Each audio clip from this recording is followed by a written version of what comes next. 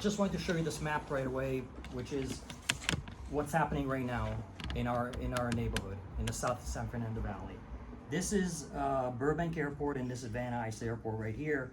These are all the departures during 5 days, that are going both to Rosk and Slap, which are the two Metroplex points that have been just set up in 2017 by the FAA.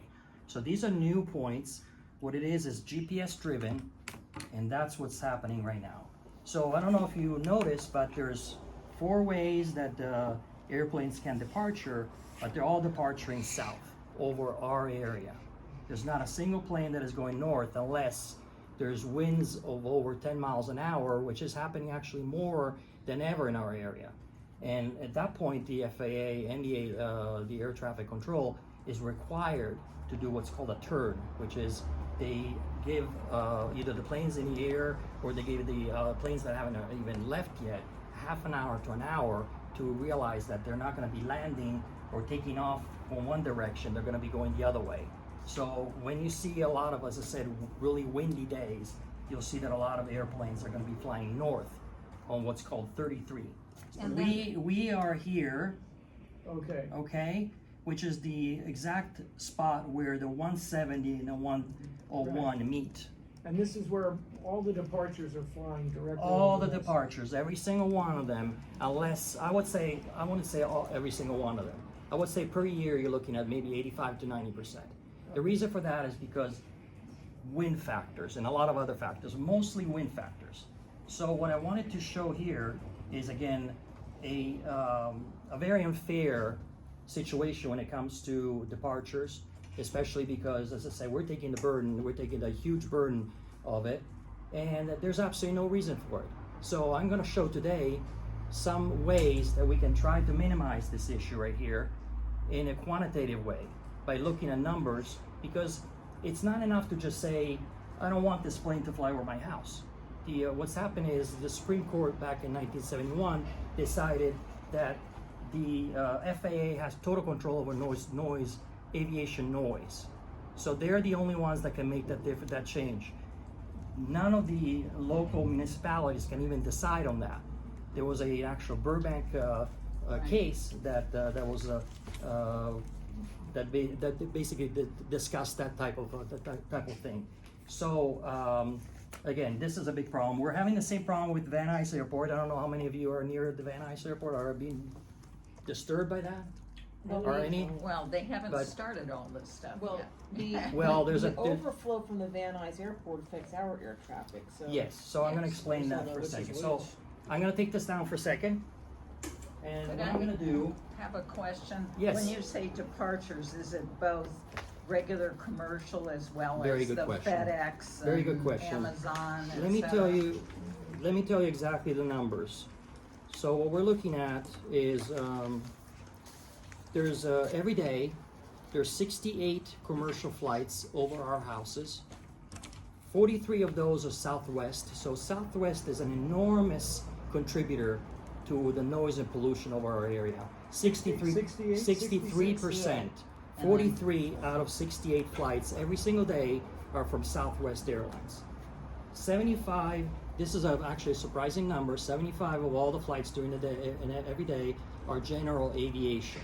General aviation, mostly jets, Falcon 2000s, which carry up to 12 people. So they're almost the same noise factors, but much less people per plane. So those are actually a really big problem. And then there's 2 cargo planes per night, in essence. There's between 145 and 165 airplanes per day departing over our area. So I looked at an average of 11. If you are looking between 7 and 8 o'clock in the morning, it's more like 16 to 18. So for those who think, oh my God, and 7 to 8, I feel like there's more planes. There are a lot more planes. Okay, so that's the most. But that doesn't mean that if the airport expands, especially with the new terminal, they're not going to be adding even more flights. Okay, so the runways. Let me talk really quickly about the runways. So these are the 2 runways that we have at Burbank Airport. This is the runway we have at Van Nuys. So this one here is called It's called 15, and this was called 33. This was called 8, and this is called 26. I want everybody to know this because what these numbers mean, it has to do with the magnetic compass. So when you're looking at 15, it's down here. So for example, this is over 360 magnetic compass. So this here is 9, this is 27 or 270, and this is 180. Okay, does that make sense to everybody? Magnetic compass, okay? So when it comes to every single airport in the world, it relies on the magnetic compass. But what they do is they round it up to the next closest number. So that's why these are called 33, which will be over here. See, this is 36, so it will be here. 15 is exactly opposite of that, so it will be here. Then 26 will be over here, and then 8 will be here. So this is how they decide which way these go. So that's very important for us to know, because, as I said, we are now looking at the fact that most departures are coming down 15. So they're coming down this way and not going up this way. So you have a runway that is 6,800 feet, which is really short, but it's long enough because the FAA says that a jet can take off as long as you have a 6,000 feet of runway. Okay. One of the things that they used to say, or that the FAA, even especially in their main meetings, was saying, is that it's much easier to take off on 15 because of the slope of the runway. Okay, so this is another important factor. Slope of the runway is only 1.2 degrees over 6,800 feet. Now, if you do the math really quickly here, you realize that that's pretty much a flat surface. There's no difference whatsoever, and the FAA wants you to think there's a difference. But the fact is that as long as it's below 2 degrees, it's acceptable by the FAA. Now, there are exceptions up in the mountains in Colorado or some other places, small airfields, but as far as commercial, this is what we're looking at. This is an essential factor that we have to do, that I'm going to make right now, or in a few minutes, is the fact that whether you take off north or whether you take off south on this particular runway doesn't make any difference whatsoever to jets. When instead they want you to think that because of the prevailing winds and everything else, that this is the best way to go.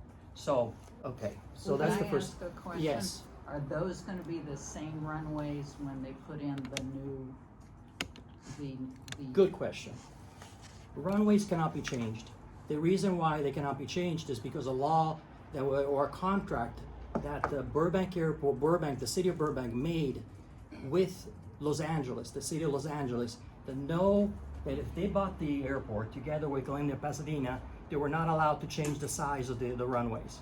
Now this may seem like a great thing for everybody, but it's actually a much greater thing for them, okay? Originally, when the airport was first founded, this was the prevailing runway. And the reason for that is because in the northern hemisphere, because of the rotation of the earth, and I'm not going to try to go too much into it, but because of the rotation of the earth, east-west is the best, or west-east is the best ideal position for any runway. North-south is really not a very good position because of the winds that are actually coming from the sides.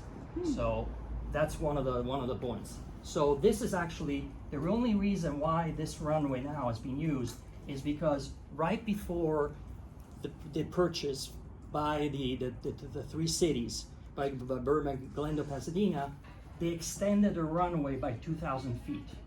This runway used to be only 4,888 feet. This runway here is 5,800. This runway here was for the longest time the main runway at the airport.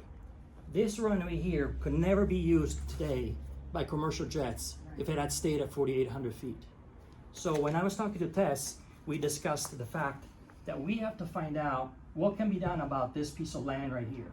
And the reason for that is because this piece of land and this piece of the runway are actually in Los Angeles. They're located in Sun Valley. It's located in Sun Valley. The airport authority is the city of Burbank is something that looks like this. But this part of the runway, 2,000 feet of the runway, were given to Burbank, to the airport. Now, so what does that mean? This is 140 acres. This area where this is. So the city of Los Angeles lost 140 acres of property value. Okay, we don't get anything from that. We just gave it to Burbank. So in exchange for that, they're saying we get sales tax, We get right? what? Sales tax Sales tax, okay. from whatever happens in the airport. But that doesn't help us. So my thought has always been we should then have a saying in what happens in the airport, because of the fact that Los Angeles, the city of Los Angeles, has 2,000 feet in this, which are essential to any plane taking off from this runway. Without those 2,000 feet, they wouldn't be able to fly. They would have to literally close the airport. Go ahead. And when you say we, you mean the citizens. When you say we should have a say. So it's benefiting someone that they're getting the percentage of the It's benefiting. sales, but it's not coming down to the citizens. Okay, very good question. It's- Let me tell you what happened really quickly. As soon as the airport was purchased by the three cities, the FAA said, well, it's too dangerous for departures to happen on this runway, going this way, right? Because the runway is too short by 200 feet. So they said, we're not gonna have any flights. So if you look, but this is the thing that is really strange. If you look at the RNAV, which is Area Navigation, it's a document that is for every airport in the world has what's called RNAV. And you can look it up online, and for any airport you have, and any pilot or anybody that wants to fly into an airport looks at that first. What it has is a list of the things that can be done on that airport, obstacles, all kinds of different things. So this is what they look like. Okay, I don't know if you can see it. If you want to pass one around, see what it looks like. Important thing that you should look at this. These, by the way, are updated every month. If you look at the date at the bottom, the FAA has to update these every month. So it goes from, let's say, could go April 15th to May 15th, and then it goes May 15th to whatever. And it's not a matter that things will change, but things could change. For example, in going north on this runway, there's something called 4 stacks. And if you've been in LA long enough, you know that there's a big factory up here in Sun Valley that has 4 stacks, big, long, large. So that's a visual reference for planes taking off. So that's in our nav. If you've never been here in the city, they'll say, watch out, or that's the direction you want to take. Go look at that, look at that. The other thing I want to mention is, you'll hear a lot of times the FAA saying, there's too many obstacles going north. There's a mountain range or a hill range right here, but because of the direction of this runway, which is 33, the closest mountain range or hill range is 4 nautical miles away. Okay, so at the very least, they can be at 2,400 feet. Each of these planes can be at 600 feet per nautical mile, which is what the FAA is saying Burbank airports are flying out at. They can be at 2,400 feet, which is at least 1,000 feet higher than the highest hill in that spot up above. So there's nothing, literally nothing, that stops a plane from going north. So one of the things I want you to see on this list, if everybody's looking at it, is there's a little map that shows you departures by degrees. Departures by degrees. So what this does, it shows pilots that either know the airport or don't know the airport, which way you can depart, in what direction, and what degree you're supposed to take. What I think is interesting is they still have this runway open when in fact it's closed. It's completely closed. If you try to take off from there, they're gonna say no flights can go over Burbank, Glen, and Pasadena. So the RNAV shows that it's open. That's right. Even though it's closed. That's exactly So it's a right. lie. Thank you, Tess. And may I ask, Federico, yes. you're referring, it looks like the 8 8/26 runway, Yes. okay, that's, okay, just so I make sure I know which one. 826. And again, remember that you have to look at the way the compass looks, a magnetic compass, because 8, as you can see, you're going outwards from the center. 26, you're going outwards from the center. The same thing with this one. And that's the way every single runway in the world is designed. Now, someone will probably say, what happens if you have a 3-digit number, like 271? Let's say that you want to fly, you're gonna fly 271. Pilots and airplanes use a 3-digit code, I'm sorry. But airports and runways use a 2-digit code. It's not a big deal, but just so that you know. Another thing I want to talk about is rate of climb. So, the FAA says, and by the way, even the RNAV, that planes taking off, departing from 15 are climbing at 600 feet per nautical mile, and they're saying that's crazy. That's so much. We can't go any further.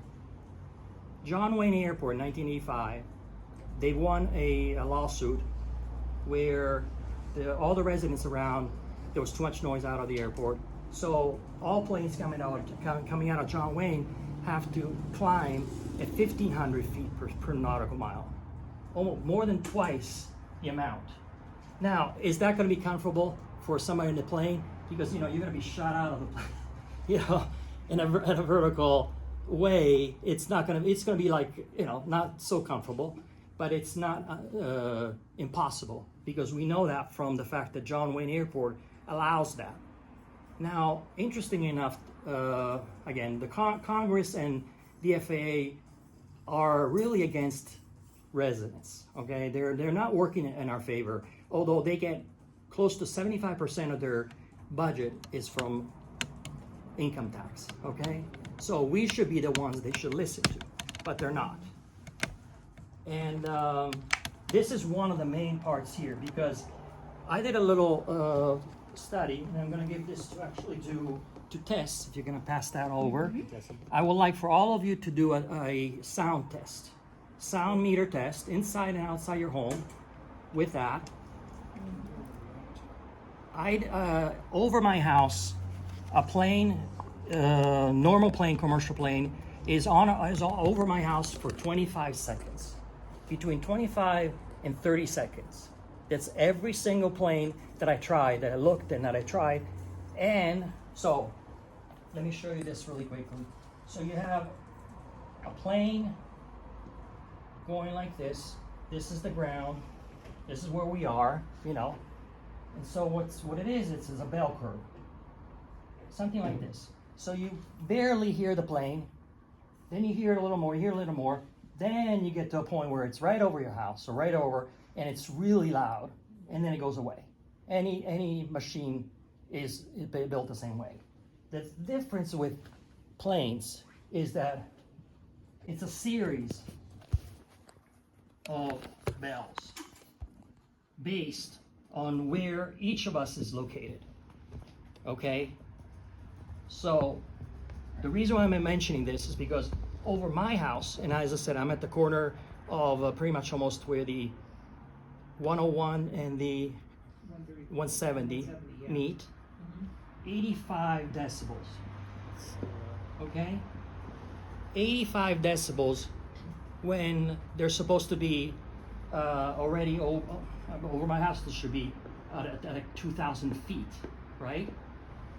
So the reason why this is different than what the airlines are telling you and what the FAA and the airport are telling you are the decibels is because they're looking at this in the wrong way. And by that I mean they're rigging the system. Are you familiar with the Uproar LA group? With the what? The Uproar LA group? Okay. Oh yeah, I've known them for years. Okay, so going back to what you were saying, the way the airport works by law is that they have a series of monitors all the way here, and you can look them up online, and they and some at the top here, and they're sound monitors. And every time a plane goes by, these monitors, you'll see them online, they go 68, they go 72 decibels, they go 81 decibels, they go all over the place, right? But they never go very high. So one thing that I've always said is that these are rigged somehow. Because if I'm getting 85 decibels 3 nautical miles away, Yes. how is it possible that less than 500 yards or 1,000 yards away from the runway, which is at full speed of 180 miles an hour, these monitors are not finding a higher decibel point, okay? Secondly, the FAA has decided, together with Congress and the government, that they're going to use what's called CNL. It's a community noise level. Okay, it's called CNL, but it's community noise. And what it does, which is it's a total farce, to tell you the truth. So I don't know what we can do about it, but this is what's being used. California has embraced CNL. What it does is this. Let's say you have, as I mentioned before, 11 planes every hour. So you have 11 planes an hour for 15 hours. And let's say that over your house, or even over that, it's 85 decibels, or more for that matter. So this is already 20 decibels higher, which is 20 times higher in sound than what's acceptable. So in essence, they should be getting a warning. Each of those planes that is higher than 65 decibels should be getting a warning, okay? And after a certain amount of warnings, they either have to close the airport or those planes are banned. There's a whole kinds of things that can happen. The way they get around this is because the operational hours of the airport are 15, but they're calculating over 24 hours, okay? So the reason why you're getting lower amounts, which is like 53 decibels, it sounds like it's like somebody in a room just talking, you know, is because of this. Because it's the equivalent of, let's say you, let me see. Let's say you're speeding in a car. Person stops you, finds out that you're going 70 miles an hour in a 60 mile an hour place, right? So they say, we're gonna give you a ticket. And you say, no, because I was here 2 hours ago and I was only going 20 miles an hour, right? So now all of a sudden, you're doing 70, but you're adding 20, and so you were only going 35 miles an hour, okay? So this is the same thing that is happening here. It's a travesty. So it's bad math. No, it's They're done on average. purpose. They're basically average. They're You're averaging averaging per day and saying that's all you're getting per day, but that's not what you're getting per day. You're getting a concentrated amount in a smaller amount of period of time. You're getting an average over with 9 hours of practically silence. So 9 hours at 0 or close, 15 hours up to 85 decibels. You can do the math very quickly. You're going to see that no matter what you do, in fact, as I said, I have this the thing I sent to you, Paul. Any of these planes over my house can actually go as high as 104 decibels. Just to give you an idea, that's the same as being at a rock concert 100 feet away from a speaker. So let's say, you know, that's how high they can go with the system and still get away with it. Is that just for commercial, or is that also All. because the FedEx planes are the louder ones because they're heavier, so Yeah. they're pushing they have to push Yeah. the throttle even harder to That's get right. it to climb. That's right. So does this reduce their fuel costs to ascend at a slower rate? I mean, if they were doing what they did at John Wayne, where they're Yes. like a rocket, that Yes. must increase fuel costs? Is that why they're doing it? No, that's not why they're doing it. They're doing it because otherwise they would have to close the airport. They're doing it because otherwise there would be no flights. Literally, like they had to do some, magic math and try to convince the people, the residents, that this all works. Oh, it's great, it works. No, it doesn't work because you're still looking at 9 hours where there was no flights, or maybe there may have been only 2 flights. Like the cargos are allowed, even under the voluntary curfew, they're allowed to fly, so that you may have 2 flights a night. Now, this also brings up another thing, which is the curfew. Everybody's been talking about the curfew. Yeah. Do we want a curfew? We all want a curfew. The airport and the airlines will never accept a curfew. Why is that? Because if they accept the curfew, they would have to stick to the 15 hours. Because it's not as if they can say, oh, well, we can still average over 24. No, because those 20, the airport is closed for those 9 hours. Yeah. Right? So when you look at that and you say, okay, the airplane, as I said, over my house, it's 85 decibels. They wouldn't be able to operate those airplanes without the curfew. All right, now So- wait, now, but they're allowed up to 104 decibels. No, they're not. I was saying that under this CNL system, my calculation shows that an airplane can actually fly over your house at 104 decibels and still be within the acceptable range when it comes to noise factors. What is the Well, that's what I'm acceptable saying. range? They're within, at 104 decibels, they're still within acceptable range. For them, yes, for this system. Yeah, But that's why this system has to change, well, I understand, Yeah. but now, and your average decibel, which Yes. is 85, that's familiar to me, at least, who remembers the Universal roller coaster discussions, where that's getting clocked at 85 decibels, and that's been, the argument there is that that's safe.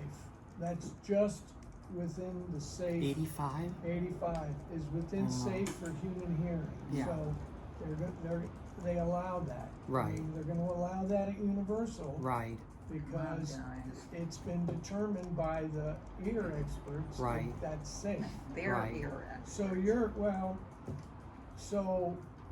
anyway, this is all, I mean, the papers that you sent to us. I'm gonna explain those in a Yeah, minute. no, I mean, this is background, it seems like, this is background, right? But are you gonna, I'm gonna tell you. I didn't see after- anything in your, I didn't see anything actually about what you're proposing. Yes, okay. I wanted to give you a background so that we can all be in the same page right now. Yes, thank Okay, you. so I'm gonna move on to, What is their acceptable, decibel level by their formula? 65 or lower. Okay.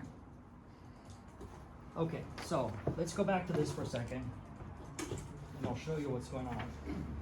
So what I did in my analysis, this is called the fuel consumption analysis. I sent it to you. Yeah, that Okay. was among our papers. So I had to make some assumptions. The first assumption that I made is that no matter which way you take off from this airport, from any airport, you're gonna have the same takeoff cost in terms of fuel. The fuel consumption of the same plane is gonna be pretty much the same. So when you look at the 737, which is the majority of planes flying out of Burbank, and the reason is for that again is because the runway is too short. For anything. You're looking at 850 gallons of gas or fuel that are used every time that a plane takes off, okay? So, again, whether you're going south or whether you're going north, it doesn't make any difference. So I took that out of the equation. What I did is I looked at what is the fuel consumption per hour? And I'm gonna answer your question, which is, the higher you go in terms of altitude, the less fuel you consume. And that has to do with Gravity, air gra- pressure, air amount of air pressure. number of other Lift. reasons, but fuel at higher, like that's why planes, theoretically, jets try to go as high as possible, as quickly as possible. Okay, so but in our case, we have a couple problems. One is, should I go on with this little part first, and then I'll explain to you? Okay, the first problem we have is that the distance between the bottom of runway 15 and the hills here, where right before it turns, is 5 to 7 nautical miles. Okay, so when you're looking at 600 feet per nautical mile, and then having to take a bank like this, having to curve, it's going to be difficult for the airplane, or not necessarily difficult, but they're not going to do it just because it's going to be more difficult, more uncomfortable for the passengers. Okay, so the ideal situation for us here, if this were still to stay the same, would be them taking off, going as high as they can right away, reached as high as they can, go up to like 4,000, 4,500 feet, which would reduce this amount, this decibel, to probably 68, maybe a little less, but it will be more manageable because you're looking at twice. Let's say at 2,000 feet, it's 85 decibels. At 4,000 feet, you're maybe looking at 68. So in terms of, let's say, all things staying equal, nothing else we can do but get him to accept the fact that the plane should go higher quickly, right away, we would gain in terms of, would be less noisy. Now, over the hills and over the mountains, unfortunately, it's not going to be as, you're going to get, because of the elevation, you're still going to get more sound, but not as much as otherwise, So this brings me, however, to one really important point, the most important point of the night, I promise, is fuel consumption. So if a 737 averages 600 gallons per hour, it averages 15 gallons per minute, okay? And as I said, I'm not really gonna go into the numbers too much, but I want you to understand that every minute that this plane is flying consumes 15 gallons of gas. So when you look at the distance between this point and this curve that it takes, and then it has to go all the way up here before it goes north, and 90% of all flights are flying north anyway, why are they taking this big long curve, which is 17 nautical miles? Okay, so you have 17 nautical, this distance between here and here is only 7 nautical miles, okay? Between the two airports. If you go in the air, if you're in an airplane, 7 nautical miles. You go around here, you go all the way around, and you go to the point where this runway is the same as this point. It's 17 nautical miles. Why is this important? Because if 100% of all these departures were to go north, here, right? And avoid taking this big turn to go north anyway, right? Yeah. The fuel savings per aircraft is $549. The fuel per year for all these flights over our homes is $33 million. Okay? So why does this make any sense? It doesn't. This is what we should push for. Because what we're doing now, we're playing in the hands of the airport, we're playing in the hands of the FAA.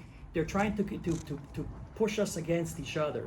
Because when somebody here, down here in Studio City, says, I don't want the planes here, I want these planes to turn faster and go this way. But you're not really addressing the issue, which is we're getting all the departures. When instead, even if 40% of these flights went north, and the rest kept on going south. So out of 11 planes, maybe let's say you still have 6 or 7 flying over your houses, but 4 or 5 go north, right? It's just There will be a $13 million savings in fuel. 13 million. So A year. a year. Okay, a year. But still, it's a tremendous amount of money.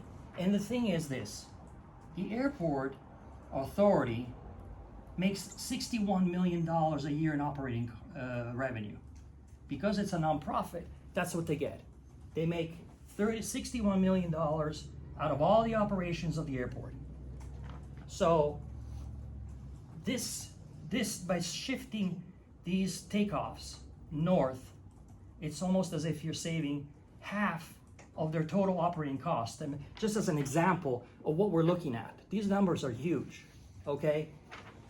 The other thing, okay, so this is what I wanted to tell you about the fuel savings. You said they earned 61 million, or that's the cost of operations, 61 million? That's their revenue. Their revenue, okay. They've made, that's operating revenue, which means Okay. after all costs and all expenses, they get $61 million to beautify beautiful downtown Burbank, by the way. Wait, and Glendale. And Glendale and Pasadena, okay? We get all the Get a noise, bigger we're getting all the portion. pollution, but we're not getting anything out of the $61 million, which is really, Except for an airport that's close to you. yes. But also, and to be absolutely fair, the airport brings a lot of jobs. Yeah. There's a lot of things, so we have to be mindful of that. And that's why the thing that I really recommend when it comes to pushing for changes is an equal share of takeoffs. I mean, we're to expect that there will be no takeoffs over our houses. I don't think that's, first of all, fair. Second of all, I don't think it's going to happen. But if we were to say, Odd and even days. if we were to say exactly, we 40 or 50% of flights go north, and again, Why don't you say logistically, we would have to 75? figure out exactly how. Would it be mornings? Because remember that Can't flip the airport in the morning, you yeah, can't. easy. You can only flip the airport. The turn can only be done within a half an hour to an hour. So let's say all of a sudden there's a high wind over 10 miles an hour. The ATC calls the different planes and says, "Hey, we're turning, and so we're going to go the other way." So it's not impossible. But this is the kind of thing also that will be under negotiation, is figuring out, are we talking about mornings? Like, so for example, between 7 and 1 o'clock in the afternoon, they go north. And then from 1 o'clock in the afternoon until 10 o'clock at night, they go south. And they come over our houses. Or you could say only during school hours, right? You could say until 3 o'clock in the afternoon, or between 11 and 3. I mean, there's all kinds of different things you can do. So this is really what I think is the most important thing right now, that we can have success. Because unless we quantify the issue here, unless we know monetarily what we're looking at, it's not enough to just say, I don't want the noise from the airplane. It's not the same as when you knock on somebody's door next door, the blockhouse or whatever, that is having a big party, and you say, I'm gonna call the cops if this happens again. Because there's no cops. There's no cops that you can send up in the air to tell that plane, so you're stuck with that. I So, totally agree, and I would move that we take a position, and I would suggest that Federico, maybe you and Jill could work out a position or a statement. We certainly have a lot of interested parties throughout the valley. We could work with them, or we could come up with our own and send it out. A CIS. Yeah, a CIS, or this is more than a CIS, because there's a couple of specific council files now on the Van Nuys Airport. This is Burbank, for which at present I'm unaware of a council file that's in the works. There may be a few I have installed. something to say about Yeah. Van Nuys also, But I think this should be a general, a letter of action, a request for, for equity or, equitable Provided- distribution of flights. Exactly. And- Or to ask questions as to why are you still doing this? Why is this allowed? Well, and I think we need because to it's also expose the lies that Yes. we're being told. the CNL, And yes. show that this is wrong, we're being Right. told X, Y, and Z. Exactly. We've been taught to accept it, it's incorrect. Exactly. And this is the burden that we're being, that's being Right. put upon us as a result. Exactly. Well, and also putting in, you always have to do the carrot too, which is you expose the lie, but you also say, we wonder why you are choosing to spend $33 million Very, more very per good. year. Exactly. Wasn't there a Exactly. lawsuit though that prevented them from flying over protected land for some animal? Wasn't Yes. that originally why they pushed flights this way? Yes, Well, there's an There environmental. was an environmental lawsuit. Well, I mean, human babies should be as I important no, as I 100%, I 100% agree, but that Okay, just yeah. as something they may bring up is that the financial thing, they keep claiming it's cheaper, but everything I've looked up is the same with you, it's not. Well, and one of the things you should understand, I believe, is that the airport authority is run by 3 cities.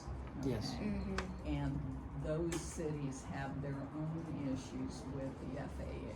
For instance, they have had innumerable bills that fail back east that want to put in the curfew, and they just keep on failing. It doesn't matter how powerful the California senator is that introduces them, they just fail. So you have to understand that there are 3 different entities that may not see eye to eye on many things, but they probably see eye to eye on saving money.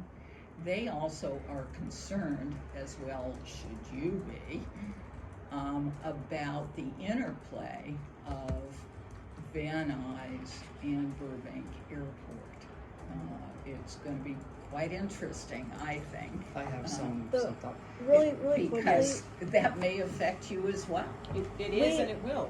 Yeah. So the our city council, Krikorian and others, and I had mentioned this a few months ago, they went ahead and voted in Citizens Advisory Committee for Burbank Airport. I've been researching it. Burbank Airport has not formed this committee. It's supposed to be 2 members from Pasadena, 2 members from Glendale, 2 members from Burbank, and then 3 members within North Hollywood. And they haven't pulled the trigger. I know Van Nuys has one. I know LAX has one. They don't want that. But if the city council votes for them to have one, and they're I think there's actually money involved. I think you actually sit on this committee, you actually get paid. It's not a lot of money, but I feel like we should fight for that, especially. We have it. Imelda Padilla, Council Yes. District 6, is heading it up. The Van Nuys Committee, Imelda? Advisory, Citizens Advisory, and we nominated and have submitted Federico a couple of weeks ago at the last board Van meeting. Nuys is that Burbank. But Airport. no, I'm talking about The Burbank. okay, we submitted you for the Van For Nuys one. Van So there's a Nuys. Burbank Advisory. Where is the council file on that, and who formed it? Was that led by Krikorian? It wasn't led by Krikorian, but I'll send you the information. That's what I was talking about with our resident association as well. So I'll send that to you. But they, and Van Nuys has one as well. Well, So- Van Nuys is just being established. Yes, It's just not, being it's set not up. there yet. Paul, can I have 5 more minutes? Yeah, okay, 5 minutes. and- Thank you. I want to close up by saying I quantified cost and damage in terms of money to the people, the residents of the South San Fernando Valley. This is very important. So, for example, I decided to target 3 different groups: self-employed, the most vulnerable, which is students, and teachers. Okay, so again, when we look at this, we say there's a plane flying over. I don't want that plane, it's too much noise. What are we gonna, you call and you're sending something, that's not enough. If you quantify the cost to people, then there's more of a chance that the facts can speak for themselves. So just to give you an idea, really quickly, San Fernando Valley has 1.8 million people. The number of self-employed people is 174,000.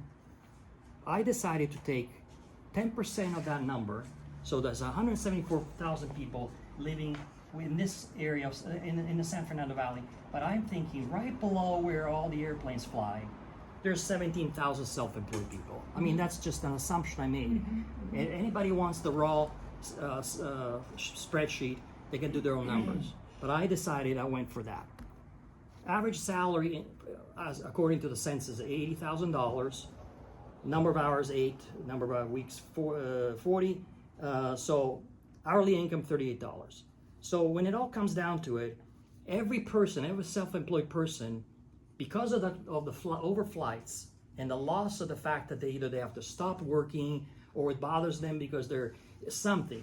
And I'm not saying every time, but let's say if you're outside, you have to stop talking or whatever. It's $6,600 per person. Okay, now if that doesn't sink enough, it's $160 million that self-employed people, and I'm talking about only 17,000 people out of 177,000 people, in the San Fernando Valley that that are losing productivity. There's a loss of productivity that can be figured out in terms of dollars. And this is a big thing. And as I said, this is something that we could use, saying, what are we going to do about that? What is there to do? You know, and then there's that could go into another part So of it. is that, you're using 1.8 just Los Angeles residents? I'm using that as the total population of the San Fernando Valley according to the Census Bureau. Well, I 1.8 don't know what you million. mean, does that include Burbank? Burbank is in the Yes. San Fernando Valley. Probably.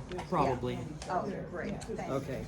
Now, just so really quickly, our tax money goes to pay teachers.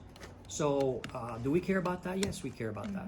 So, when it comes to teachers, if teachers have to stop teaching every 5 minutes, 11 times an hour, because these planes are flying over their classes, and the students are not paying attention, we're losing $11.5 million a year, just in that, just from teachers not being able to teach for the time that these planes are flying over their schools. Okay, I mean I could go on, but as I said, this is what I focused on. Lastly, just really quickly, Yes. Southwest Airlines. Southwest Airlines has lost $200 million in the first quarter of this year. Wow. They closed 4 airports. They're now the operations out of 4 airports. One is Syracuse in New York, who's suing them because they had signed a 20-year contract to fly into Syracuse.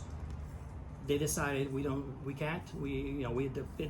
they mentioned, interestingly enough, fuel costs as the number one issue, and too many people working at the employees of the company.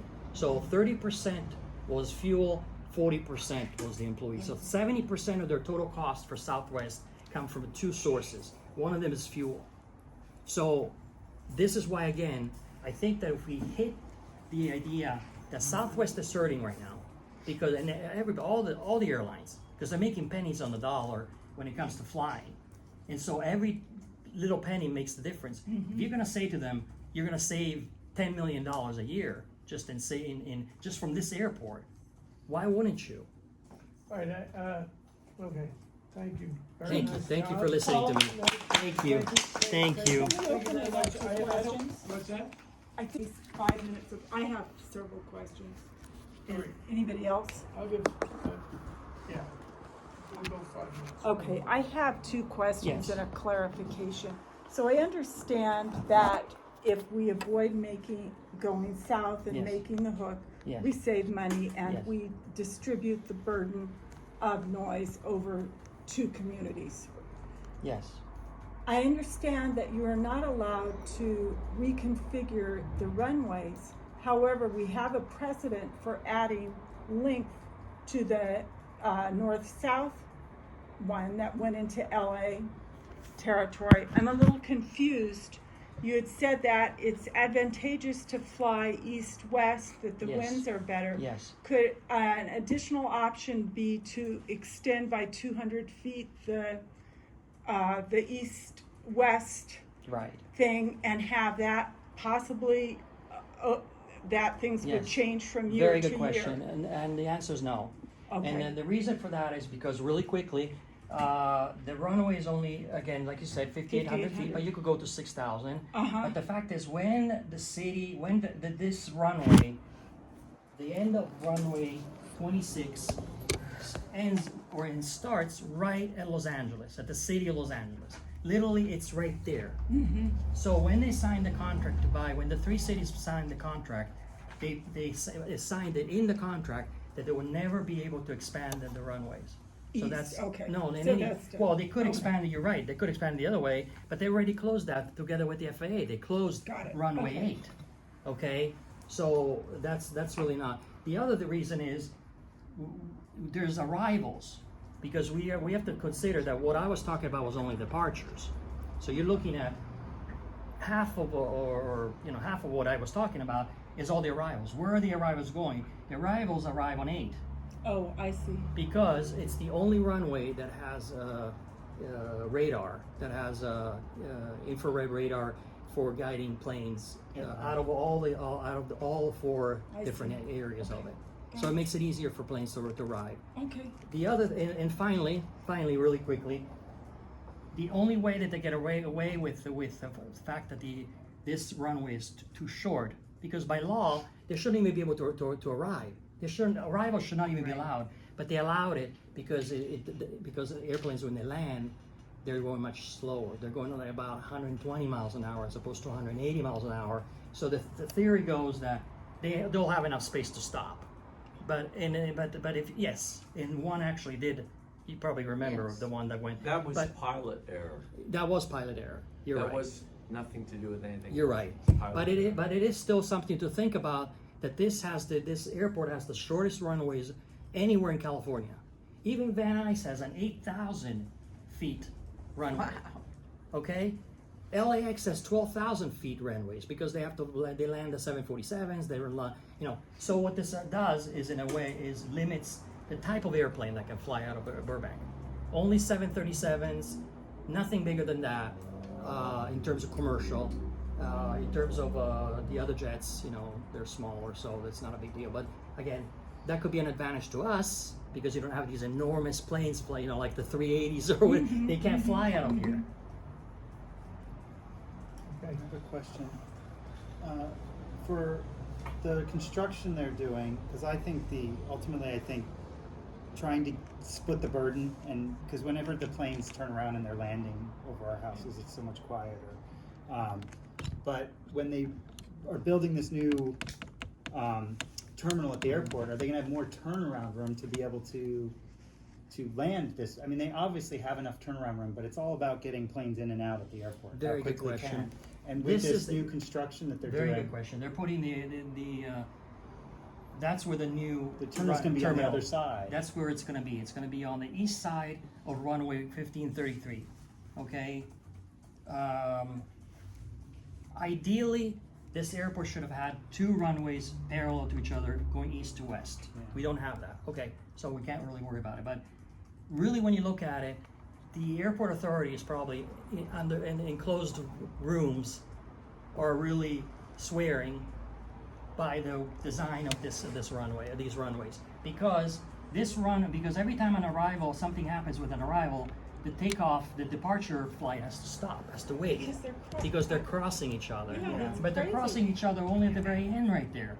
In fact, departure, if like you said, if this runway were about to be expanded, the runway 26 going west will be the ideal runway for takeoffs because it clears this runway first really quickly. You know, it Yeah. clears it fast. Going this way, you have to wait until the plane stops, Yeah. and then it Stops. turns around, and then you have to depart. So would it take an act of Congress to change that, or the compliance, or the To FAA? change- They had that covenant that said that the airport could not be That's changed. within the community, actual three cities, and Oh, the I city of see. Los Angeles. Okay. We could revisit that idea with the city of Los Angeles. We could say we want to find out, although it will be again money wise, it'll be millions, if not $1 billion. To litigate. Well, no, Oh, to expand Yeah. to expand I the see. to extend the runway. I mean, by 200 feet, maybe not much, but it's still probably $100 million. So, where's that money going to come from? Yeah. Right. Maybe we save money first, and then it's a two-phase project. But this is Apply definitely that something to that could be talked about. But the fact Okay. is, Yes, if I could, in answer to what you were saying about the assumptions for the different things that I was talking about, the reason why I brought those up is because based on the operating revenues of the airport, the city of Los Angeles will actually be better off paying some amount to the airlines and some amount to the airport based on the loss of productivity in this area. And the reason I say that is because right now, the area north of the airport is very industrial. Now, I'm not saying necessarily that in 20 years, 30 years from now, that's not going to become a small Los Angeles. Because if I had $1 billion right now, guess where I would put my money? Yeah. I would buy all the land I could north of this runway, or this airport. Because I think it's close enough we live in, unfortunately, in an area that has become so mature that even my son is looking for a home. He can't find anything for less than $1 million, $1.2 million. I mean, so it's crazy, but you can still find a lot over here. So that's going to be an issue, because you're going to have a lot of businessmen, a lot of developers that are going to say, we don't want flights up there because we're planning on developing that. So there's a lot of different things that are happening. But I think that if, again, the reason why I mentioned that was to look at cost and benefit. And the cost is so much larger to the people, the residents of the South San Fernando Valley, than it is the revenues to the airport and to the airlines. That's why I think it's important to talk about it.